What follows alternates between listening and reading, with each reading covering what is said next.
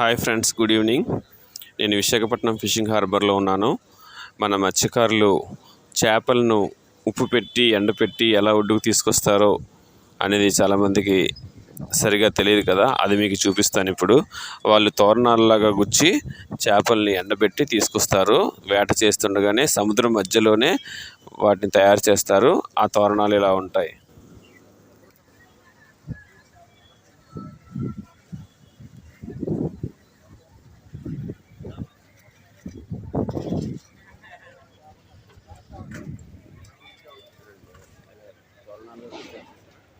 అలాగే టాప్ మీద boat, fishing boat తాలూకా పై భాగంలో ఇలా ఎండబెడతారు.